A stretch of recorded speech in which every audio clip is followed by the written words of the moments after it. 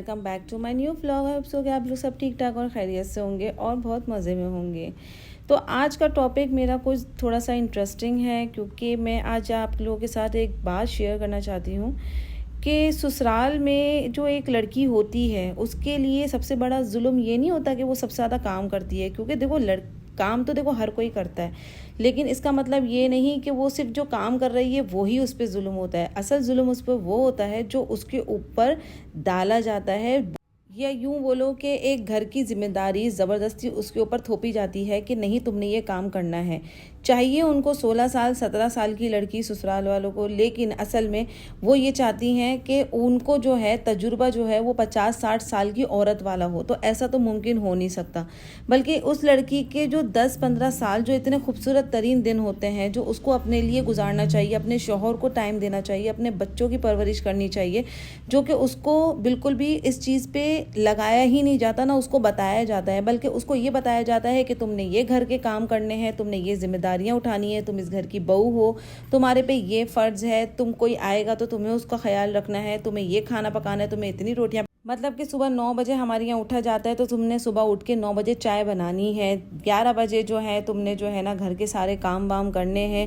फिर 1 बजे तुमने दोपहर का खाना देना है, 5 बजे तुमने दोपहर शाम की चाय देनी है, 7 बजे हमारे घर में खाना पक जाता है, 8 बजे गरम गरम रोटियां तवे से उतार के देनी है। मतलब उसको इतना ज़्यादा घेर लिया जाता है कि मतलब उसको ये भी बोला जाता है कि ये तुम्हारा घर है, लेकिन दर हकीकत वो उसका घर नहीं होता, वो एज अ मेड के तौर पर काम कर रही होती है, क्योंकि उसको ट्रीट ही इस तरह किया जाता है। उसको ये नहीं सिखाया जाता कि तुम्हारा शौहर आने वाला है तो तुमने तैयार होना है, तुमने अपने शौहर को टाइम देना है, तुमने अपने बच्चों को देखना है, अपने बच्चों की परवरिश करनी है। ऐसा कुछ भी नहीं है। बहुत बहुत बहुत कड़वी हकीकत है, लेकिन मेरे हिसाब से मेरे अपनी ज़ाती ज़िंदगी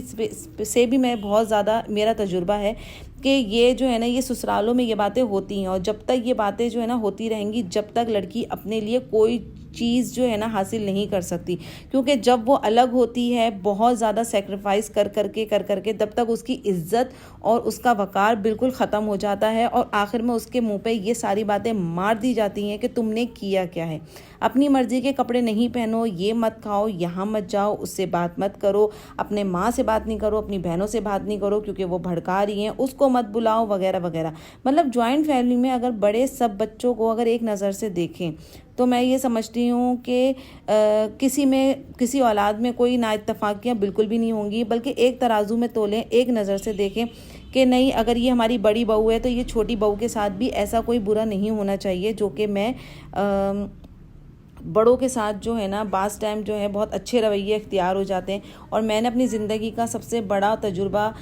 मेरा ये है कि जो बहू सबसे ज़्यादा अपने ससुराल वालों का ख्याल रखती है, बहुत ज़्यादा इज़्ज़त देती है, अपने माँ बाप समझती है, अपना टाइम सारा उनके ऊपर लगा देती है, लेकिन एक वक्त आता है वो सारी मेहनत मुशक्क़त जो वो सारा खुलूस उसके मुंह पे एक वक्त में ऐसे ज़ोर से मार दिया जाता है जैसे तुम्हारी कोई वैल्यू नहीं है और तुमने इस घर के लिए कुछ भी नहीं करा। वैसे तो बोलती हैं सास हो, नंद हो, ससुर हो कि ये तुम्हारा घर है, लेकिन जब वो अपना हक जताने की कोशिश करती है तो बोल दिया जाता है उठो मैडम, अपना बोरिया बिस्तर उठाओ, तुम्हारा घर नहीं है, हमारा घर है ये। तो मतलब इंसान को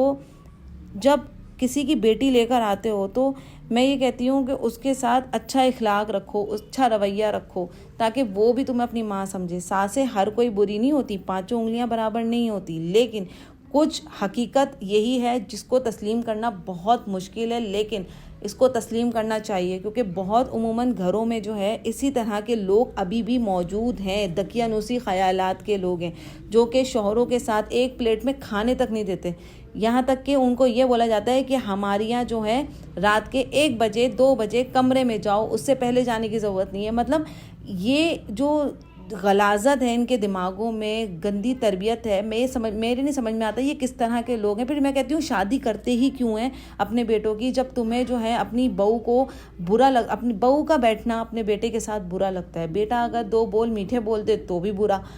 बहू अगर अच्छा मियाँ के साथ शौहर के साथ अच्छे हंस बोल ले वो भी बुरा। हमारे यहाँ ऐसा नहीं होता, ये किस तरह से हंस के बातें करी। मतलब चाहिए क्या ऐसे लोगों को। मैं ये नहीं बोलती कि हर ससुराल बुरा होता है, नहीं, बहुत से सारे लोग, इतने सारे लोग जो मेरी अपनी नज़र से भी गुजरे, उन्होंने अपनी बहुओं को फ्री हैंड दिया हुआ है। यहाँ तक कि उन्होंने ये बोल दिया है मैंने जिन लोगों से सीखा है, तो मैंने ये सीखा है कि अगर कल को मैं अगर अपने बच्चे की शादी करूँगी,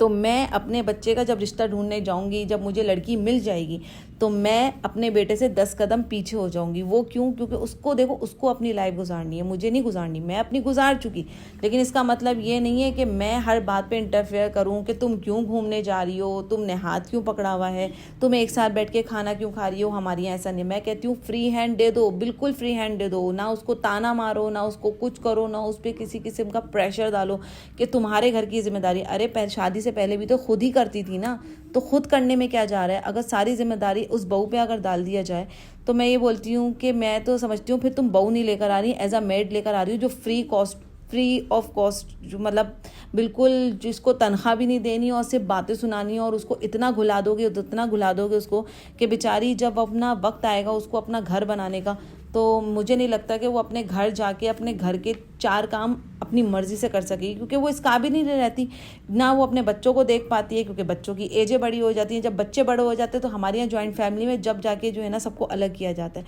लेकिन मैं ये कहती हूँ कि हमें अगर पहले ही अलग कर दिया जाए, तो वो कम से कम उस लड़की को इतना इस काबिल तो छोड़ दें कि वो अपनी ज़िंदगी से अपनी खुशी जी सके। क्योंकि हर लड़की का अरमान होता है कि मुझे शादी के बाद मैं ये करूँगी, मैं यहाँ जाऊँगी, मैं इस तरह घूमूंगी, मैं इस तरह फुरूंगी, अपने बच्चों को ये परवरिश करूँगी। लेकिन ऐसा कुछ भी नहीं होता हमारी जॉइंट फैमिली में। बहरहाल आज का टॉपिक बहुत इंटरेस्टिंग रहा, तो मैंने कहा छोटी सी बात जो है मैं आप लोगों के साथ शेयर करूं। और मैं काफ़ी दिनों से सोच रही थी कि चलो मैं इस तरह के एक छोटे से टॉपिक में लेकर आऊं, थोड़ा सा अपना टॉपिक चेंज करूं। अगर मेरी वीडियोस आपको पसंद आ रही हैं, तो आई होप सो कि आप लोग मेरे वीडियोस को ज़्यादा से ज़्यादा शेयर भी करेंगे और कमेंट्स करके मुझे बताएंगे कि मेरा नज़रिया कैसा है। फिर मिलते हैं नेक्स्ट व्लॉग में। अल्लाह हाफिज़।